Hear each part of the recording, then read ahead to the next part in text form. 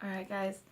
Hi guys, so my name is Sarah Williams with Phoenix Rising, and I haven't recorded a video in so very long, or posted a video in so very long, but I felt the need today. We had some really big changes, just big movement at the Marijuana Control Board meeting in Fairbanks last week, and it's taken me a little bit to get out of some dark areas in my life and get into a spot where I could record a video for you guys, thanks to some shatter that Crystal got from Green Degree.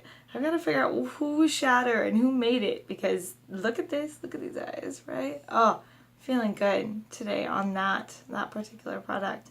And so it is, what is today's date? I need to look at my phone. What is today's date? Today's date is Wednesday, July 19th. It's 12:21 in the afternoon. My family is running around outside my locked office door, and this is my scenery that I've set up for you guys today. This painting right here, my mother painted. This flag is my husband's. It's the state flag of Alaska, with all of the kind of respect the vote, Lee Haywood and rest in peace, Miss Teresa Collins. She these wonderful buttons that I've got kind of that depict my life. There's the Catalyst Cannabis Company hand right there. There's Scott Lindquist. There's so much randomness behind me right now.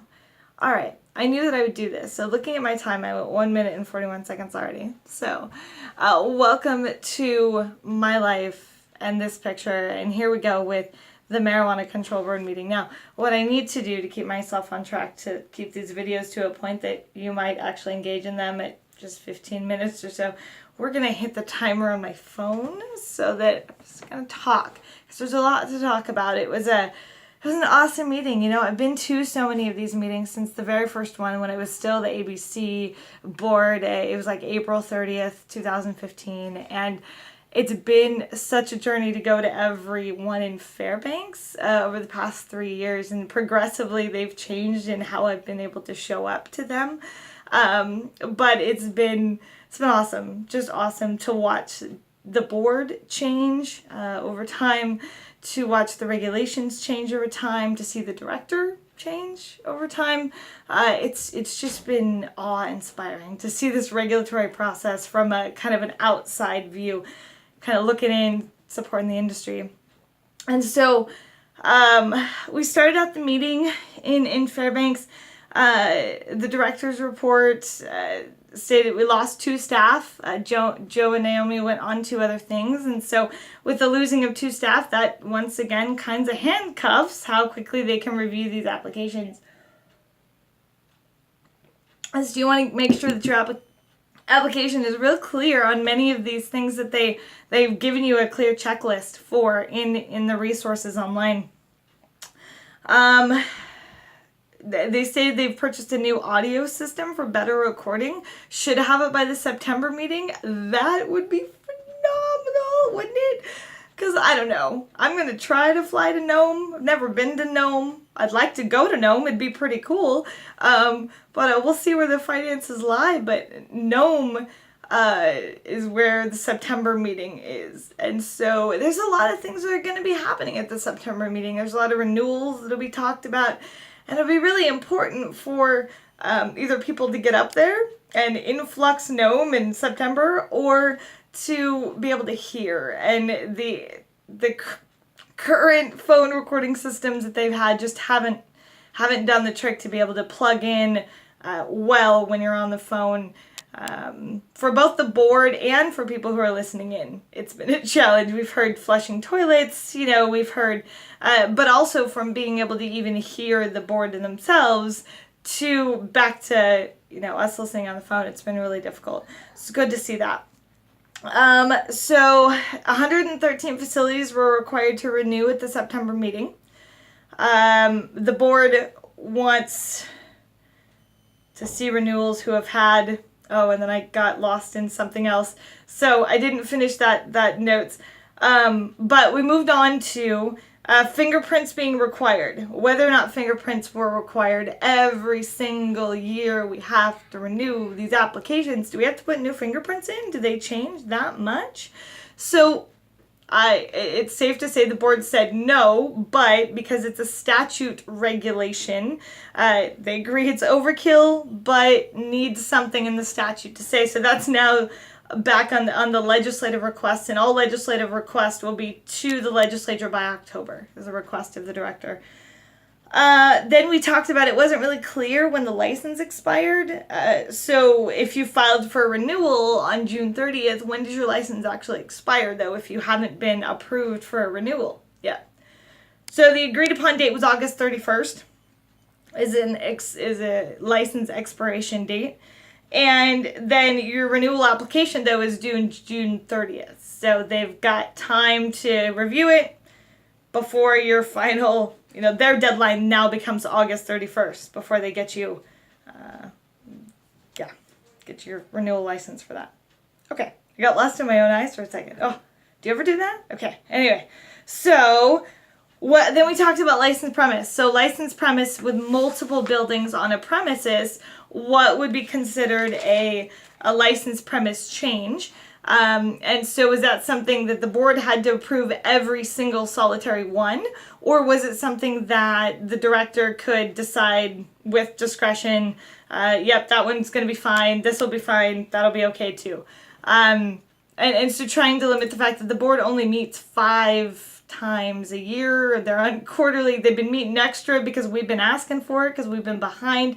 But they really are there to approve, to look at notices of violations, to deal with the regulations, to do that kinds of things. But they really are delegating a lot to Erica. And I think it's a good delegate. She really is shown up to be a very intelligent woman. One that, yeah, I'm pretty happy to have her. So look at me, I'm getting all teary-eyed. All right, so then we went on to 5 licensees did not submit for renewal. So I wonder about that. I'll be checking up with those to see if I can help. Then the question became, does DPS keep fingerprints on file? Can we just send over a name and then every year they can run these fingerprints? Well, no, that was the problem.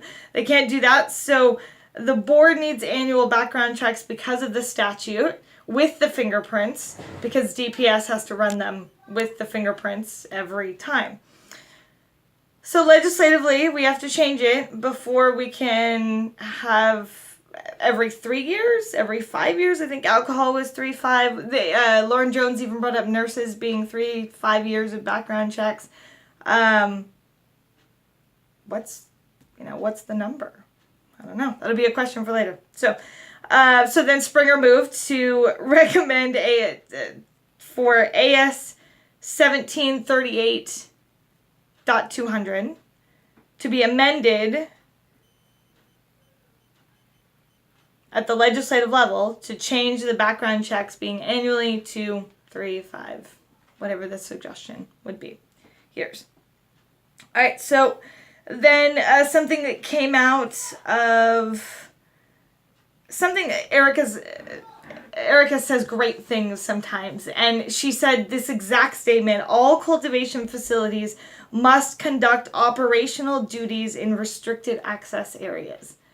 And I thought that was a really solid statement. That although it might not end up in minutes somewhere, because minutes are always the abbreviated version, that statement was a really good education to keep cultivation facilities aware that if you have anything to do with marijuana in a spot that is an operational activity, that is a restricted access area.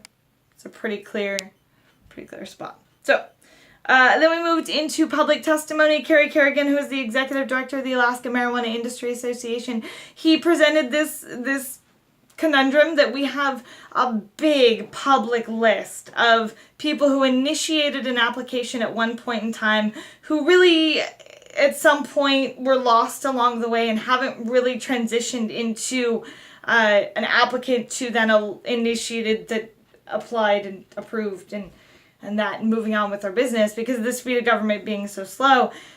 there's some 1,500 or something on that list. It's a big list. And yet that gives the impression to the public that all of a sudden you're going to see hundreds and hundreds of them show up in your neighborhood, and it's going to be a much smoother integration than that. So it has been in our communities as kind of a smoother integration.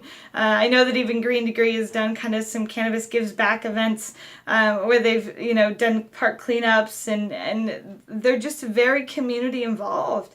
And I keep hearing that, well, if the cannabis industry gives back to our local communities, then they'll like us, and then they'll let us have our freedoms, or they'll let us, sponsor things, or they'll want to invest in us, or, all of those things. And I guess just in life, I guess if you show up as a good person, then people want to, invest in you and what you're going for. So let's get back to this. So then they delegated the license premise change to director, right? So in the event that there's small changes, she did indicate that if there was something she felt needed to be further looked into, that she would refer it to them. Oh, that's right. We stepped back a little too far. So the public testimony, we talked about removing the public list of the marijuana licensee applicants, or cutting it down, determining what files just need to be washed out, and what do we do with that list? And then Jana Wiltine, she made a point that minutes were super delayed, that we got all of the minutes all of a sudden. Now I understand that that's a shorthanded staff problem. So maybe in the future we won't see that problem. We've just all heard that there's been so many challenges with staff at AMCO, and so that could possibly be the case. But the question she had was a really good one. Could we post the recordings, the audio recordings of it? And now that we have a better audio system, that would be a really cool idea. Like, I've been recording videos and snippets of it since the beginning, but I don't get the whole thing. And so what if we had pure public transparency, where somebody could go back and watch the audio or video recording of it? Now, I have currently a 2-hour on-site consumption discussion that I'm gonna upload at some point once I get Wi-Fi to get it up there for you guys. But you get to see the whole discussion and see how it is really history in the making. So I am running super short on time, so I'm gonna get through this stuff here real quick.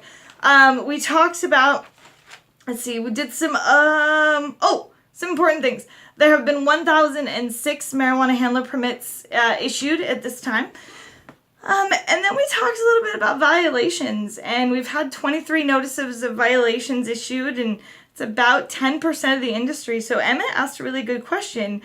He said, with 10% of the industry getting in trouble, are the regulations too tight? And Chief Holster said, there's a lot of ignorance out there, but only time will determine if the regulations are too tight. And I have to agree on both sides. The regulations need to be loosened, yes, but there is a lot of businesses out there that are, again, still running at the speed of lightning, and so they might be missing things, and that's what Phoenix Rising does for you. We give you an insight into what you missed, right? By showing up to the parties so that I can get you the feedback that you need to grow your business. So we talked then Can Test. There was an issue in the past about Can Test did in fact report all failed tests contrary to the previous reports. They had been buried in her email account, and she found them though, and so all of that was cleared. There's a new hot chocolate, 5 milligram serving size coming out from Hollyweed. And let's see. And some milk and cookies and brownies and chocolate chip cookies coming your way from them as well. What's else here? So we had a situation. I'm running out of time. I wonder if I should run this in courses because there's so much. So this will be part 1, and we'll record this at 14:20. It's a life-changing moment. Apparently that's a good choice. So we'll close it up for now, and I will keep recording these videos, and we'll see how long it takes me to get them uploaded, and then we'll keep going with this meeting. I want to keep you guys all updated, but small segments, right? They can only handle me in small doses, they say. Alright guys, you have a great day. And I'll catch you next time.